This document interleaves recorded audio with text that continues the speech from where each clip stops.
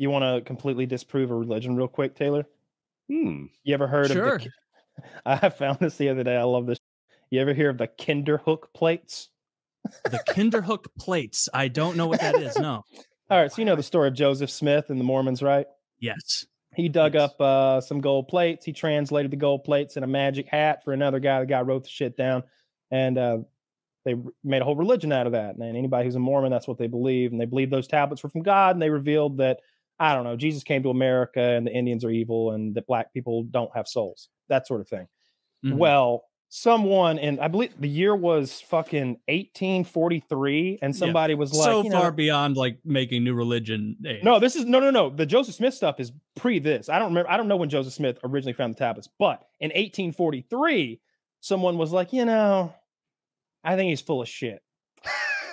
I'm gonna make my own little golden tablets, and let's get started. So they made these brass or bronze like tablets, these round, thick chunks of metal, and had them inscribed with this like nonsense gobbledygook they made up with just lines and dashes or whatever. And then they buried them.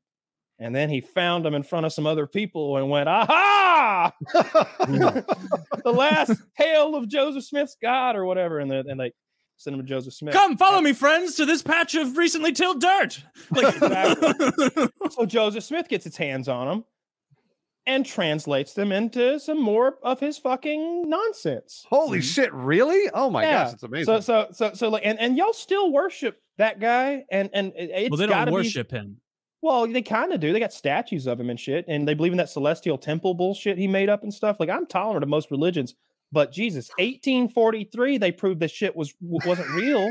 Like, you remember, that old guy who used to go on talk shows and prove like magicians and psychics were fake? James Randi, yeah. And like, as soon as that happened, the guy walked away in shame and never went out and tried to make a string float or like figure out where a little girl was again, like the huckster he was. He took his L like a man. This Joseph Smith guy got found out in 1843, pre-slavery, like pre-Civil War. I mean, it's pretty embarrassing. I just don't know how you become a Mormon today if you know that happened then. And if you know the whole story? like after I lived in Idaho for a couple of years and I met a lot of Mormons and saw their families and like their communities and everything, I can absolutely understand why people like stay Mormon. They are like, it's not a meme. They are really kind. They have like huge families. They are all obsessed with family. Like, they spend so much time with their families. They have really like big why, right? communities. Like, they seem happy, and they were all like they were all nice as shit. They were all their version of heaven will only include their family. That's and so like allowing someone into the family is a huge deal, right? Like that's why that TV show. You're talking about Under the Banner? Oh, Big Love. Okay, all right. Big Love is beautiful. If you've never seen it, that's about a man trying to run 3 wives undercover because it's illegal in modern times, right? And he owns the. Not that undercover. He's on TLC or something. No. It's a fictional show. It's on Showtime. It used to be. It's a really good show. It's a polygamist who's keeping it on the down low, and he's like. He's about a millionaire. Like he's got like 2 big stores he runs. Like he has to because he owns 3 fucking houses, and he owns like a quarter of the neighborhood, and they're side by side. So in the backyard, all the backyards open up. So his massive family, but it's a sweet story. I've told it before, but I'll be quick. He is a Mormon. He came from that lifestyle, but he never was going to live it until his wife, who he had 2 teenage children with, gets breast cancer and is going to die. And she says, because of the way our religion works, the celestial temple, I think that's what they call it. That might be from Star Trek, though. Stick with me here. It's close enough. I'm here. It's only going to be us. So if you're going to, first of all, you need a new wife. These children need a mother. I want a voice in who I'm spending eternity with. If you're going to marry a new woman and bring her soul up to heaven where I'll be waiting, I got to meet her first. And he's like, okay, well, polygamy it is. So he finds a woman, marries her, brings her into the family, and the wife goes into remission. And now we have 2 wives. and like a year goes by and he's like, hey, 2's working great. I met this young lady named Marcy. She's 20 and a real fire plug. And she's gonna be taking that house. She's gonna be great in the Celestial Temple. Trust me. Yeah, but it's it's a good show. I like it a lot. Actually, Kyle's describing why Mormonism works. It's because these people who want to continue to be Mormon get to do whatever they want. So then they keep doing it, and of course they're going to continue to stay Mormon regardless of whether or not somebody disproved it. You miss so now they're. I saw it. So I saw it as the most enormous responsibility a man could undertake. That's how it's portrayed in the show, as far as our main guy is concerned. I can't think of the Phil Paxton. I think it's Phil Paxton. Phil Paxton. Right? Thank you. Yeah. This isn't a guy who's like, oh, I get to have sex with 3 women a day. This is a guy who's like, all right, I got to bring my A game. I haven't had sex with this one in 3 days. I can't drag in there. He's got to put on a fucking performance, right? and all of these women have needs of him. One woman has emotional needs. One woman has physical needs, and one woman has financial needs.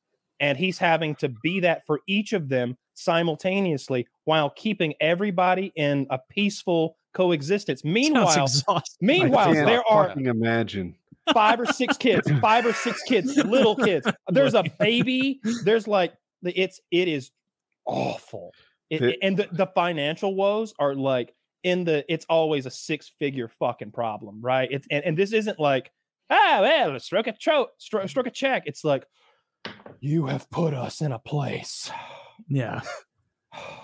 I don't know if I'll ever financially recover from this. Or they're like the fucking. I'm never going to financially recover from this. Yeah. No, I do recommend that show. That's a lot better. Would you want more than one wife? I know Kyle wants 0, right? I don't think even the Mormons are off of that now. You know that, right? No, not all of them are. No, that's like the main church is, and even the main even Mormon in the show church, they are. Like excommunicates the polygamous now, which is kind of like, you know how like Catholics got rid of like purgatory, or maybe they still do purgatory, I don't know, but they mostly kind of phased it out over like 1,000 years. Like for Mormons to just make that switch so fast is funny, because like you can't look back and be like, in the days of old. What just happened? Sorry, I'm like switching like legs that I've got, like, I got my my it looked like you plugged a USB cable into a 1,600-year-old scroll. I don't know what I just saw. Yeah, it's an e-scroll. Okay. I'm sorry, Taylor. I was listening, Taylor. I was listening. I'm there with you. I'm there with you. Yeah. I'm there with you.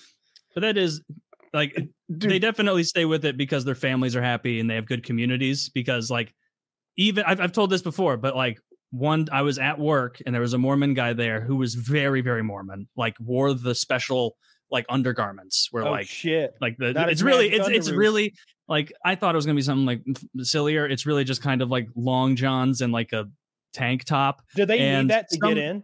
No, it's like an extra thing. I don't even understand it, but like everybody else there was like grew up around Mormons. I didn't, and so they were like, "Oh, Tony over there, like, see, he's wearing like a tank top." It's not a tank top. You could see under like his dress shirt, obviously. He's like, that's like their special outfit.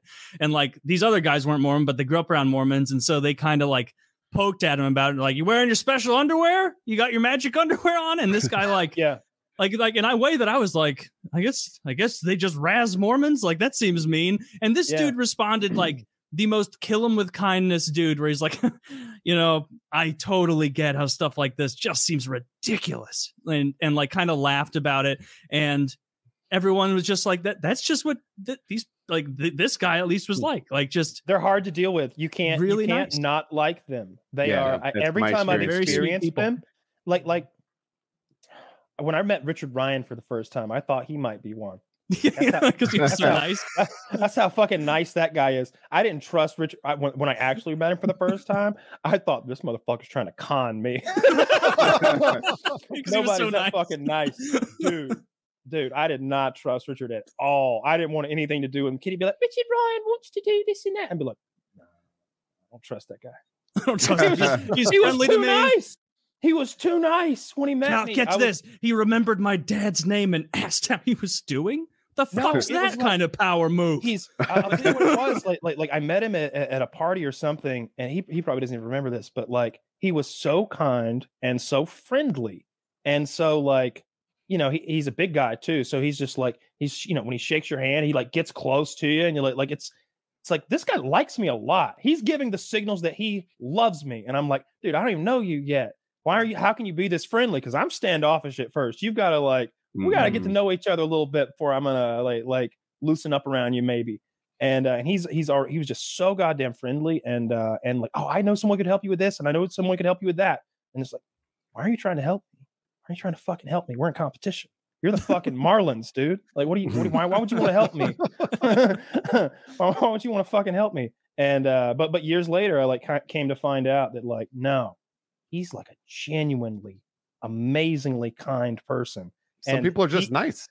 He just met a new person, and he was like, I'd like to help Kyle in anything he needs. You need some ice? You need a friend?